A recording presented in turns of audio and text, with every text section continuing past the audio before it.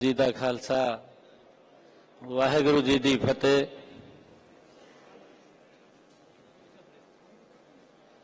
समाज के इस कार्यक्रम विच जिन्होंने अज इस कार्यक्रम का आयोजन किया है, साडे वड्डे सरदार इकबाल सिंह जी लालपुरा साहब और हमारे एसजीपीसी के माननीय सदस्य सरदार परमजीत सिंह जी लेखवाल, सरदार तरसेम सिंह जी सैनी, सरदार कमलदीप सिंह जी सैनी, हरियाणा सरकार में चेयरमैन सरदार करमवीर सैनी जी, सैनी समाज पंजाब के प्रधान सरदार हरजीत सिंह जी लौंगिया, सरदार दर्शन सिंह जी सैनी, सरदार अमरजीत सिंह जी सैनी। हमारे लिए बड़े फख्र की गल है कि साडे विचों हमारी बेटी जिन्होंने सुप्रीम कोर्ट विचों कुछ जालमा ने वो जुल्म किया और उन्होंने फांसी दे फंदे दे ऊपर पहुंचाया, हमारी वो बेटी निर्भया को जिन्होंने सम्मान दिलवाया। आज निर्भया के नाम से एक अलग फंड बनाने का काम भी भारत के यशस्वी प्रधानमंत्री नरेंद्र मोदी जी ने किया। ऐसी हमारी बेटी आपके हमारे समाज से ही सीमा समृद्धि जी, जो बहुत ही सीनियर एडवोकेट हैं सुप्रीम कोर्ट में, सरदार हरबाग सिंह जी, सरदार अमनप्रीत सिंह जी, सरदार सुखबीर सिंह जी और हमारे रोपड़ जिला के बहुत ही लोकप्रिय अध्यक्ष और जिन्होंने आज इन्ना बड़ा कार्यक्रम ये स्वागत का किया है, इन्हों लिए जोरदार ताड़ियां सरदार अजयवीर सिंह जी। हमारे हरियाणा से कुरुक्षेत्र से हमारे सैनी समाज के प्रधान गुरनाम सिंह सैनी जी, नायब सिंह जी पटाक माजरा, और मेरे लिए बड़ी ये सोहनी अच्छी गल है कि हमारे विचों पंज प्यारां दे वंशज दया सिंह जी दे परिवार दे उन्हां दे वंशज भाई नौनिहाल सिंह जी हमारे बीच में विराजमान ने। हमारे पंज प्यारे धर्म सिंह जी दे वंशज भाई गुरप्रीत सिंह जी, वो भी हमारे विच विराजमान से। आज इन्नी बड़ी संख्या विच आप कोने कोने पंजाब दे पहुंचे। आज मेरे लिए बड़ी वखरी गल है, मेरे लिए बड़ी गौरव की गल है कि इन्नी संख्या में मेरे पंजाब की सरदारी आज मुझे अवसर मिला। आप सबका धन्यवाद करने का, आप सबका आशीर्वाद लेने का मैं आप सबको दोनों हाथ जोड़ करके प्रणाम करता हूं और एक जोरदार हम फतेह बुलाएंगे। वाहेगुरु जी का खालसा, वाहेगुरु जी की फतेह। मैं धन्यवाद करता अजयवीर जी नो, सरदार लालपुरा सिंह जी नो कि आज इन्होंने एक बस जो समाज लई आज उन्होंने रवाना किया है, उस बस नूं अज झंडी दे के यहां से रवाना किया कि समाज का कोई भी ऐसा व्यक्ति जिसको मालूम नहीं है कि कोई गंभीर बीमारी उसको हो गई है और उसकी चेकिंग के लिए कोई पैसा नहीं लगेगा, फ्री चेकिंग नहीं, हॉस्पिटल के अंदर जाते हैं हजारों रुपए का बिल चेकिंग में बन जाता है और ये फ्री चेकिंग का गांव गांव जाकर के इसमें डॉक्टर्स और उसमें वो एडवांस तकनीक का इंस्ट्रूमेंट इस बस के अंदर है जो वहीं पर ही गांव के अंदर जाकर के टेस्ट करके उसको बता देगा कि आपको कोई दिक्कत परेशानी तो नहीं है। आज उस बस का भी शिलान्यास किया है जिसके ऊपर लगभग 125 करोड़ रुपए की लागत आई है। मैं इसके लिए अजय वीर जी को, सरदार इकबाल सिंह जी लालपुरा जी को मैं बहुत बहुत बधाई देता हूं और आप सब को भी इसके लिए बधाई देता हूं क्योंकि समाज के हित में ये लगातार काम करेगी। मुझे ये भी खुशी है कि आज इतनी संख्या में आप लोग यहां पर अपने बेटे भाई को आशीर्वाद देने के लिए आए हैं और मेरा भी फर्ज बनता है क्योंकि आप लोगों ने, जब मैं चुनाव लड़ रहा था उस चुनाव के अंदर मुझे तो मालूम नहीं था, परंतु आप यहां से जा करके एक एक गांव में, एक एक घर में आप लोगों ने जो मेहनत की है, मैं दिल से आप लोगों का बहुत बहुत धन्यवाद करता हूं। ये आपका ही आशीर्वाद है। आपके आशीर्वाद से हम हरियाणा के अंदर तीसरी बार और हरियाणा में दूसरी बार मुझे शपथ लेने का मौका मिला है।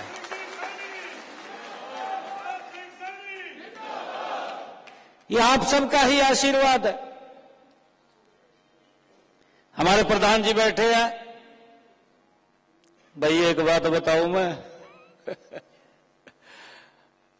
कई लोग तो तमाशा देख रहे थे और वो ये सोच रहे थे, कहा भाई 1 महीना रह गया, फिर कहते थे 15 दिन रह गए, 15 दिन बाद कहा कोई और मुख्यमंत्री बन जाएगा।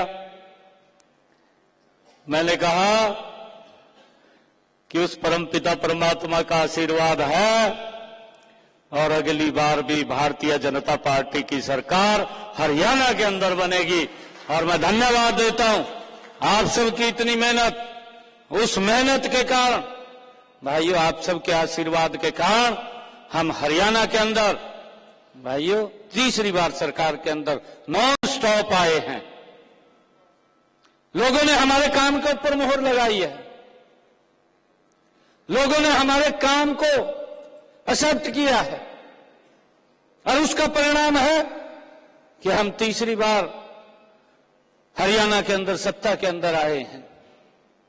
मैं धन्यवाद करूंगा देश के यशस्वी प्रधानमंत्री नरेंद्र मोदी जी का, मैं धन्यवाद करूंगा भारतीय जनता पार्टी के राष्ट्रीय अध्यक्ष जगत प्रकाश नड्डा जी का, जिन्होंने आपके समाज के एक गरीब परिवार के बेटे को हरियाणा की जिम्मेवारी सौंपने का काम किया है। और भाइयों, हमने भी आप सबके आशीर्वाद से, मुझे फख्र इस बात का है कि जब 12 मार्च को जिम्मेवारी दी और 12 मार्च के बाद 16 अगस्त को कोड ऑफ कंडक्ट लग गया, उस बीच में लोकसभा का भी चुनाव था, मुझे मात्र काम करने के भी 56 दिन मिले। 56 दिन के अंदर आपके बेटे भाई ने हरियाणा के हित के अंदर, लोगों के हित के अंदर ऐतिहासिक फैसले लिए। फैसले नहीं लिए, कैबिनेट की बैठक बुला करके उसको भाइयों लागू करने का भी काम आपके भाई बेटे ने किया है और उसका परिणाम निकल करके आया है। आज तक समझ में नहीं आई लोगों को क्यों या क्या। जो लोग ये कहते थे ना, कहा हम 2 घंटे रह गए, कहा बस मुख्यमंत्री पद पे उतर जाएगा, आज तक उनके ये समझ में नहीं आई कि हुआ क्या है। भाइयों, ये आप लोगों की ताकत का परिणाम है, ये आप लोगों का ही आशीर्वाद है कि लगातार तीसरी बार हम भाइयों हरियाणा के अंदर आए हैं। हमारा समाज का एक गौरवशाली इतिहास है, हम सब जानते भी हैं। बीबी शरणदीप कौर जी, भाइयों कौन नहीं जानता, उस कुर्बानी को कौन नहीं जानता। वो जो कुर्बानी दी है वो आपके समाज से ही है। उन मुगल आक्रांताओं को भाइयों हार नहीं मानी और बीबी शरणदीप कौर जी अपना काम पूर्ण करके उन्होंने उसको भी बंदी बना करके उसको भी भाइयों मौत के घाट उतारने का काम किया।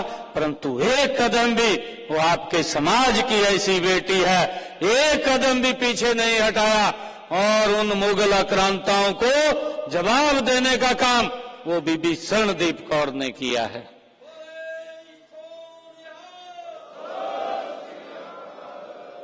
ये हमारे लिए बड़े गर्व की गल है। हमारा इतिहास ये गौरवशाली इतिहास है। भाइयों, मैं आप समाज के लोगों के बीच में आया हूं। मैं एक बात आप लोगों को बोलता हूं, क्योंकि मैं इस आधार के ऊपर बोलता हूं।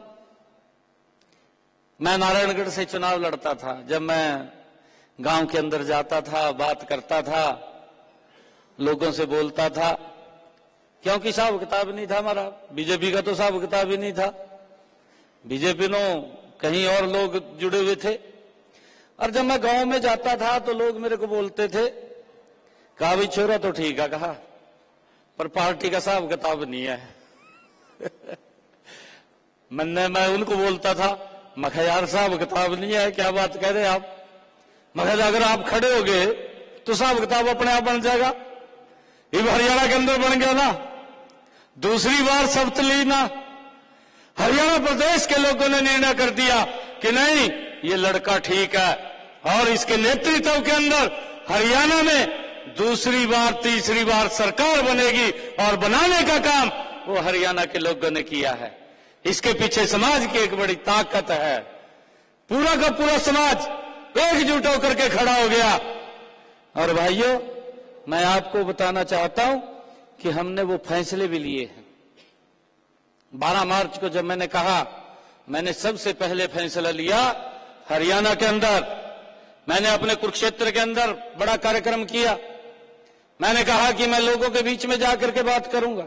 मैंने अधिकारियों को स्पष्ट बोल दिया और मेरा एजेंडा ये है, मैंने इस एजेंडे के ऊपर चलना है और इसको लागू करना है, इसको धरातल पर उतारना है। और हर रोज मैंने एक ना एक बड़ा कोई काम करना है। आप मखा तैयारी करिए। अधिकारियों ने तैयारी करी। भाइयों, हम हरियाणा के अंदर अपने किसान की 14 फसलें एमएसपी पर खरीदते थे। मैंने ये निर्णय किया कि हम हरियाणा के अंदर किसान की 100% फसल एमएसपी पर खरीदने का काम करेंगे। ये हमने निर्णय किया और उस निर्णय को लागू किया। मेरे पास कुछ लोग पत्रकार आए, पत्रकार आएगा मन्नू कहने लगे, कहा गारंटी नहीं कहा आपने दी। मैंने पत्रकारों को कहा, मखा नायब सिंह सैनी है, विधानसभा में खड़े होकर के बोल दिया कि हम किसान की 100% फसल एमएसपी पर खरीदेंगे। ये मेरी गारंटी है। किसी भी किसान की फसल ऐसा नहीं है कि हम उसकी एमएसपी पर ना खरीदें। जब मैंने विधानसभा के अंदर खड़े होकर के बोल दिया तो ये हमारी गारंटी है, ये नरेंद्र मोदी की गारंटी है कि हम किसान की 100% फसल एमएसपी पर खरीदेंगे। और खरीद रहे हैं, हम खरीद रहे हैं। भाइयों, हमने ये भी कहा, कई योजनाएं आप तक नहीं पहुंचती शायद। केंद्र का अपना एजेंडा है, स्टेट का अपना एजेंडा है। केंद्र भी अपने तरीके से कुछ फसलें खरीदता है, कुछ फसलें स्टेट खरीदता है। प्रधानमंत्री जी ने प्रधानमंत्री फसल बीमा लागू किया। भाइयों, लागू किया। मैं आपको बताना चाहता हूं, हमारे हरियाणा के अंदर 10 साल कांग्रेस की सरकार रही और अब हम 11वें साल के अंदर हैं। ये आंकड़ों की बात है। 10 साल के अंदर कांग्रेस पार्टी ने किसान के खराबे का मुआवजा 1155 करोड़ रुपए दिया। कांग्रेस ने 10 सालों में 1155 करोड़ रुपया। हमारी सरकार ने 10 सालों के अंदर किसान की अगर हरियाणा में फसल खराब हुई है 13,500 करोड़ रुपया डायरेक्ट किसान के खाते के अंदर पहुंचाने का काम किया। भाई ये इच्छा शक्ति होती है काम करने की। बात करने से नहीं होता, करने से काम होता है। और हमने एक नहीं है, हर क्षेत्र के अंदर हमने मजबूती से उसको आगे बढ़ाने का काम किया है। मैं आप लोगों से भी आग्रह करूंगा, मैं समाज के बीच में आज यहां पर आया हूं। मैं पहले भी लगातार, ऐसा नहीं है कि मैं आज ही पंजाब के अंदर आया हूं, मैं लगातार जब भी इलेक्शन हुए हैं, कभी भी कोई भी इलेक्शन हुआ है पंजाब का, जब से मैं पार्टी में काम करना शुरू किया, मैं हर बार पंजाब के अंदर इलेक्शनों के अंदर रहा हूं, हर बार रहा हूं। यहां से चंदू माजरा साहब चुनाव लड़ रहे थे, मैं तब भी यहां था, तब भी इस क्षेत्र के अंदर था मैं। और अभी लालपुरा साहब जब चुनाव लड़ रहे थे तो उसके इंचार्ज के तौर पर भी मैं यहीं रोपड़ के अंदर था। हमारे कमलदीप जी जो खरड़ से चुनाव लड़े हैं, सैनी साहब, मैं वहां नहीं जा सका, मेरे घर वाली वहां गई, वहां रही, कमलदीप जी के यहां लगातार वहां पर रही है। परंतु आप सबका आशीर्वाद है। मैं आप लोगों से एक बात कहना चाहता हूं, एकजुट होकर के आगे बढ़िए। दुनिया की कोई ताकत नहीं है जो आपको पीछे कर सके। आपको आगे बढ़ाने का काम ये समाज ही करेगा और मिलकर के हम सब ने आगे बढ़ना है और सिस्टम को ठीक करेंगे। मैं अभी लालपुरा जी से बात कर रहा था, अभी मैंने एमएसपी की बात की है। लालपुरा जी मुझे बात कर रहे थे, मैंने लालपुरा जी को ये बात बोल रहा था कि अगर भारतीय जनता पार्टी की सरकार पंजाब में आती है, ये मेरी गारंटी है कि पंजाब के किसान को 100% एमएसपी पर उसकी फसल खरीदने का काम ये हमारी सरकार करेगी। भाइयों, बात से कुछ नहीं होता, करने से होता है। हमें काम करना चाहिए, उसका सिस्टम बने, उसका रोड मैप तैयार हो, लोगों को सुविधाएं दें। अगर कोई दिक्कत उसके अंदर आती है उसके बारे में भी चर्चा करनी चाहिए, उसके बारे में भी बताना चाहिए, परंतु काम करना चाहिए, बात नहीं करनी चाहिए। और मैं आप लोगों को आज ये भी कहना चाहूंगा कि हम सब एकजुटता से समाज के अंदर आगे बढ़ें। ऐसा नहीं है, आपके समाज से बहुत ज्यादा हमारे साथी बहुत उच्च पदों के ऊपर भी हैं। मेरा आप लोगों से आग्रह है कि सबसे बड़ा हथियार अगर कोई है तो एजुकेशन का हथियार है।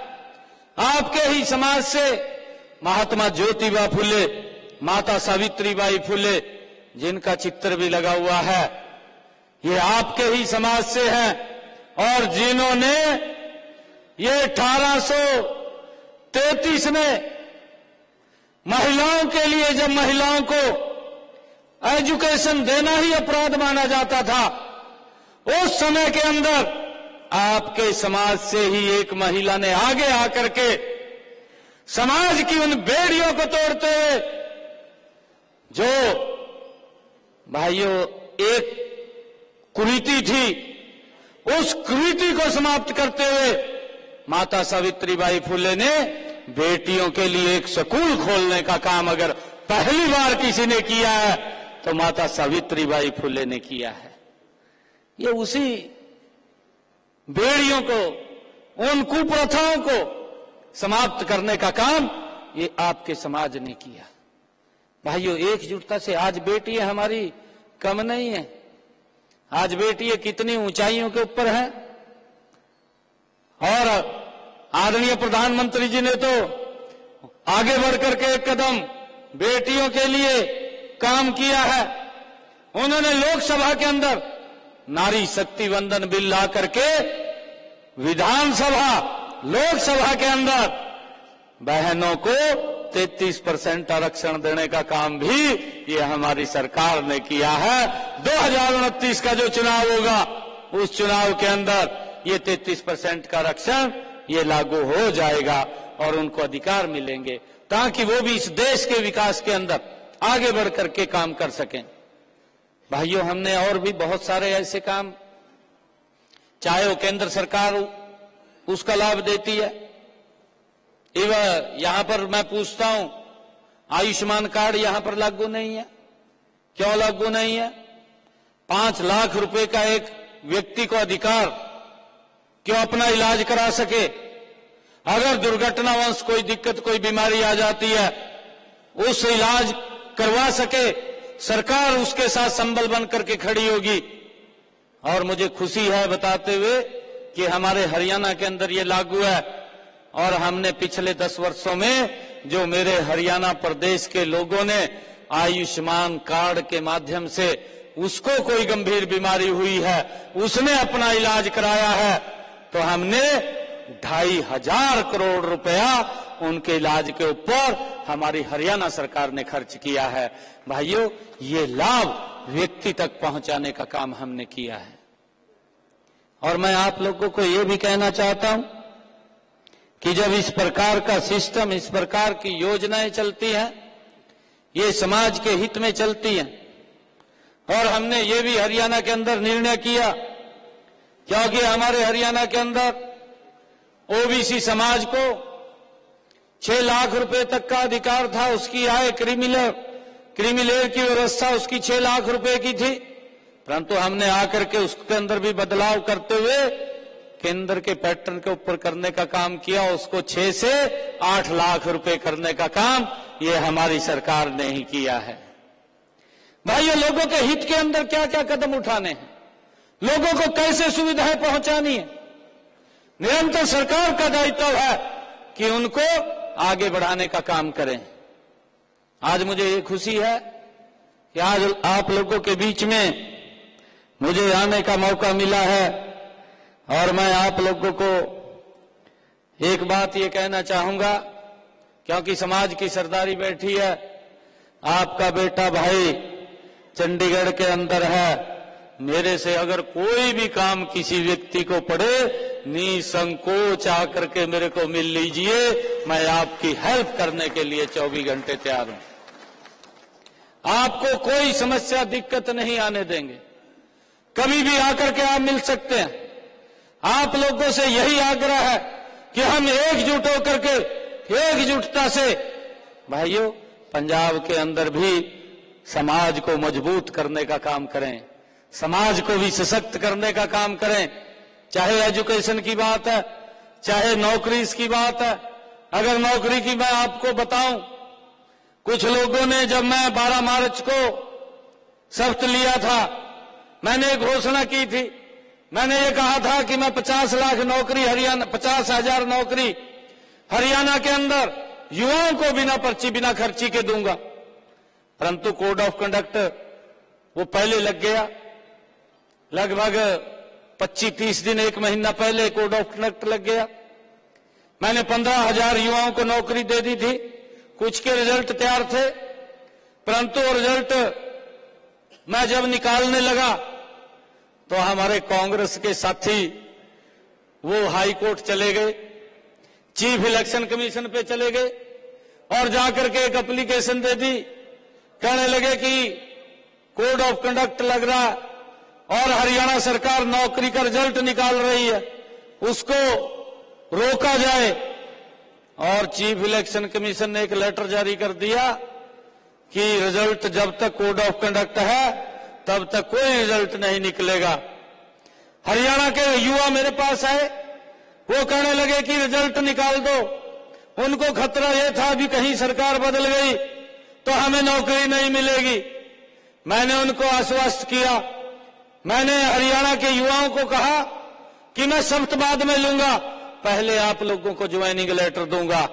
और भाइयों, मुझे खुशी है हरियाणा प्रदेश के अंदर 25,000 युवाओं को, ये इतिहास में पहली बार हुआ, मैंने शब्द बाद में लिया। पहले मैंने हरियाणा के 25,000 युवाओं को बिना पर्ची खर्ची के भाइयों ज्वाइनिंग लेटर देने का काम ये हमारी सरकार ने किया है। भाइयों, हमने जो कहा उसके ऊपर हम पूरे उतरे हैं और उसका एक बड़ा मैसेज पूरे प्रदेश के अंदर भी है। लोग आज उस बात की चर्चा भी करते हैं, लोग आज उस बात को फॉलो भी करते हैं। आज युवाओं के अंदर एक बड़ा मैसेज इस बात को लेकर के है कि पहली सरकार ईमानदारी से जो नौकरी देने का काम कर रही है। भाइयों, हमने उस बात को, उस वादे को पूरा किया। मैंने हरियाणा के अंदर जब वो विधानसभा के चुनाव चल रहे थे, उस समय में मैंने ये बात हरियाणा के लोगों को कही थी कि जब मैं लोकसभा का सांसद था तब मेरे पास बहुत सारे लोग आते थे और वो बात बोलते थे आकर के कि डायलिसिस के लिए फोन कर दें, हॉस्पिटल के अंदर हमारा डायलिसिस फ्री हो जाएगा। परंतु मैंने सोचा कि मेरे पास बहुत सारे ऐसे लोग हैं जो मेरे तक भी नहीं पहुंच पाते।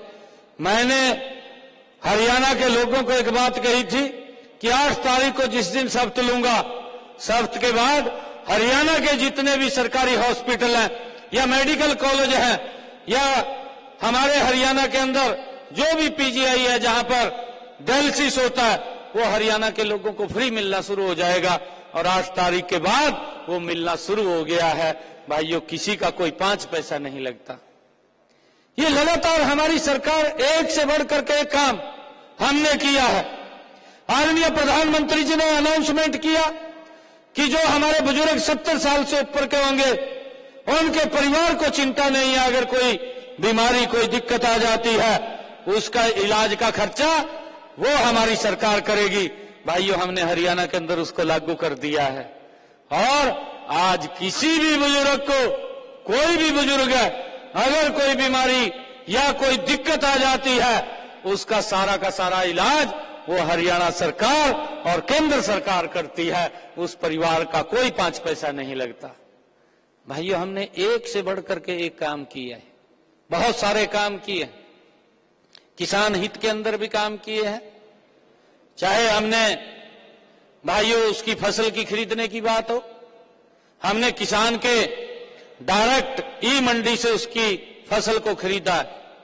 मुझे तो ध्यान में है क्योंकि मैं जब ये ई मंडी से जुड़ा हुआ नहीं था, ऐसी स्थिति थी कि हम फसल आड़ती के पास लेकर के जाते थे, ही वो पैसा तो देता नहीं था, जितनी हमारी आवश्यकता होती थी उतना कम ले लेते थे और 2-2, 3-3 महीने पैसा नहीं देता था, आड़ती के पास पड़े रहते थे।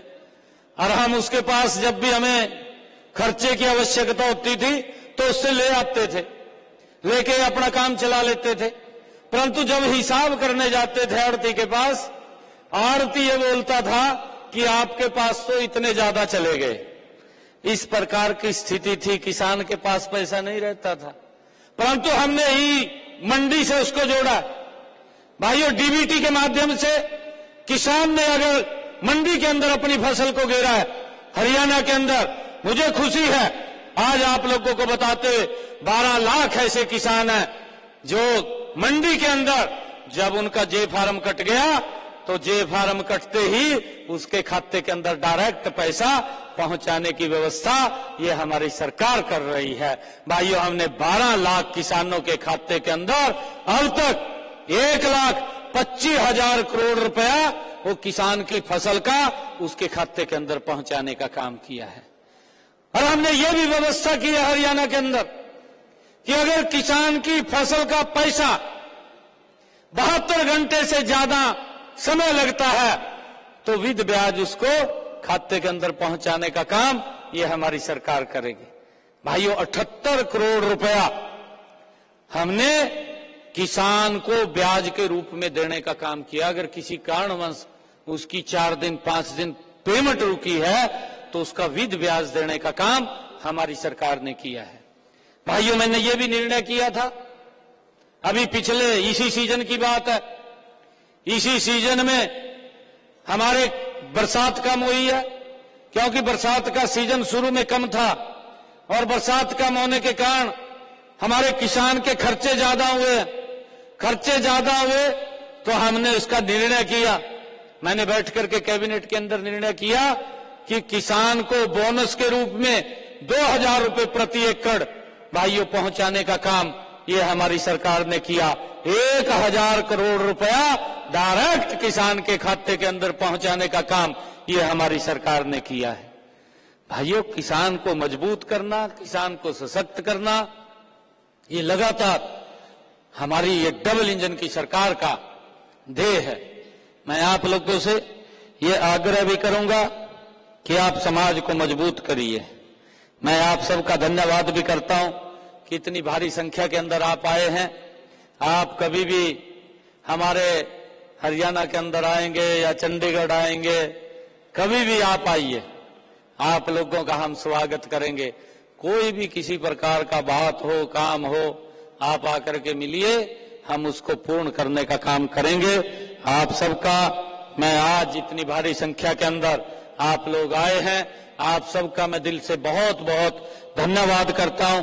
आप सबका जो आशीर्वाद हमें मिला है, मैं अपेक्षा ये चाहूंगा कि आशीर्वाद आप लोग हमारे लालपुरा जी, अजय वीर जी और हमारे हरबाग जी यहाँ बैठे हैं, हरबाग जी और पूरी की पूरी समाज की लीडरशिप बैठी है।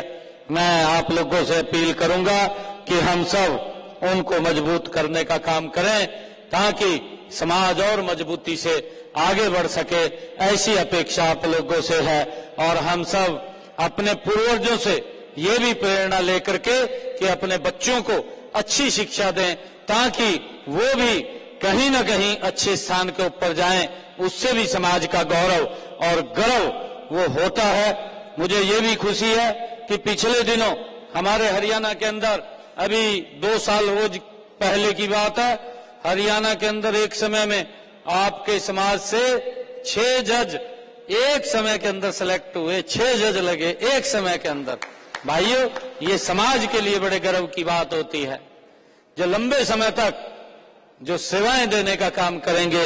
आप सबका मैं दिल से बहुत बहुत धन्यवाद करता हूं। इन्हीं शब्दों के साथ जय हिंद, जय भारत, जय भारत मां, एक जोरदार जयकारे के साथ वाहेगुरु जी दा खालसा, वाहेगुरु जी दी फतेह। बोले सो निहाल।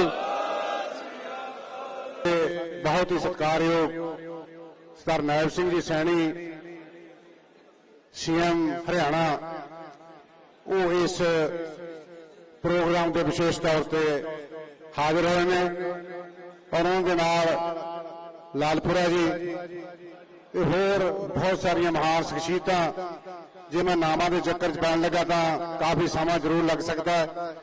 सो मैं सब तो पहला जिते समुची सैनी बरादरी नूं जी आया कहना, उत्थे साडे जिहड़े मुख नेता ने सैनी नायब सिंह जी और इकबाल सिंह जी लालपुरा जी, उन्होंने समुची स्टेज ते समूह संगत नूं जी आया कहना।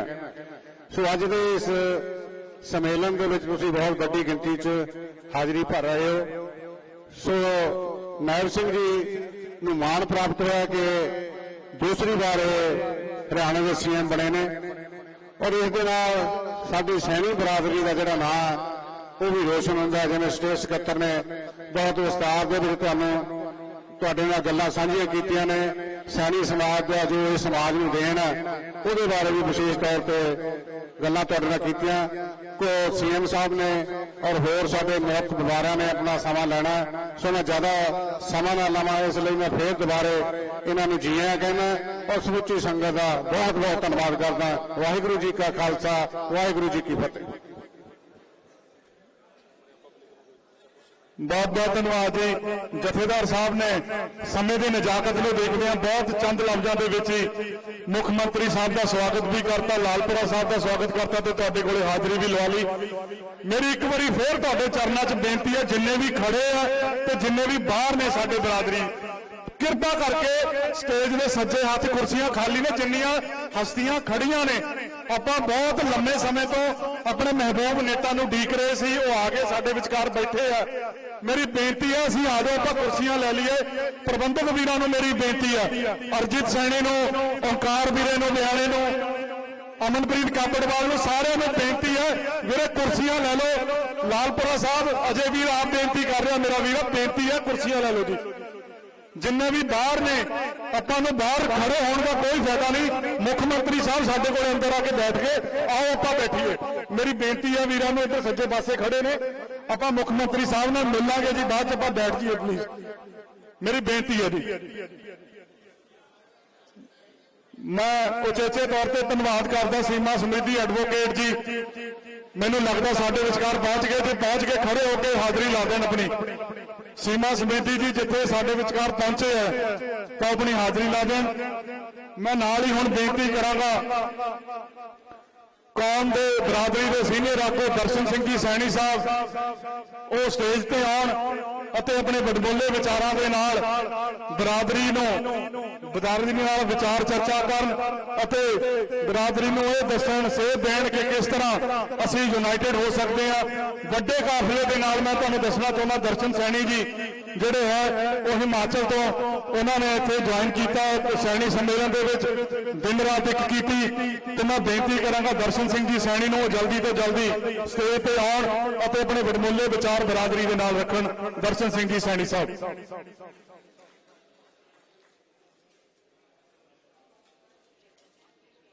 ਵਾਹਿਗੁਰੂ ਜੀ ਕਾ ਖਾਲਸਾ, ਵਾਹਿਗੁਰੂ ਜੀ ਕੀ ਫਤਿਹ।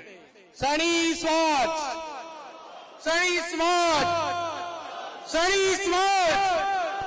ਆਵਾਜ਼ ਬੜੀ ਜ਼ੋਰ ਤੇ ਆਣੀ ਚਾਹੀਦੀ। ਸਾਡੇ ਨਾਇਬ ਸਾਹਿਬ ਆਏ ਆ ਹਰਿਆਣਾ ਤੋਂ ਚੱਲ ਕੇ। ਮੈਨੂੰ ਪਤਾ ਹੈ ਜੋ ਕੰਮ ਹਰਿਆਣੇ 'ਚ ਨਾਇਬ ਸੈਣੀ ਨੇ ਕੀਤਾ ਹੈ ਉਹ ਕੰਮ ਤੁਸੀਂ ਪੰਜਾਬ ਵੀ ਕਰਨੇ ਵਾਲੇ ਆ। ਅੱਜ ਦਾ ਇਕੱਠ ਦੇਖ ਕੇ ਪੱਕਾ ਪਤਾ ਲੱਗਦਾ ਹੈ।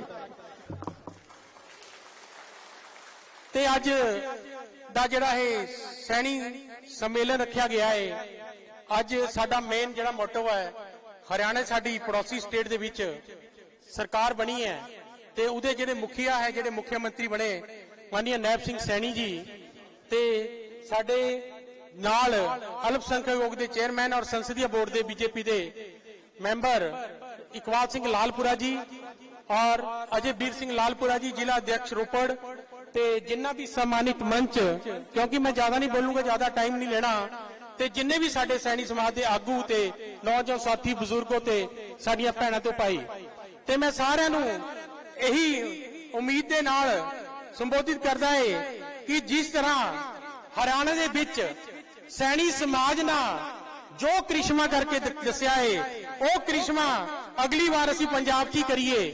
ਸਾਰੇ ਤਿਆਰ ਹੈ? ਹੱਥ ਖੜੇ ਕਰਕੇ ਦੱਸਿਓ ਸਾਰੇ ਤਿਆਰ ਹੈ। तो इस करके असी सैनी समाज को अगे लेके जाना है। ते किसी भी राजनीति, कोई राजनीति दा वो नहीं है भी कोई पार्टीबाजी तो उठ के। मैं ये भी दसना चाहता है भी जिहड़ा इस सम्मेलन रखा गया, अजय वीर सिंह इनू लीड करते सी और जिथे भी साडे इत्थे पंजाब ते मुखिया लोग आए आ ते सारे जिले तो तकरीबन हर जगह तो इत्थे सैनी समाज के मुखिया आए आ ते सारिਆਂ ਨੂੰ मैं यही कहांगा भी बढ़ चढ़ के अपने समाज ऊपर चक्को।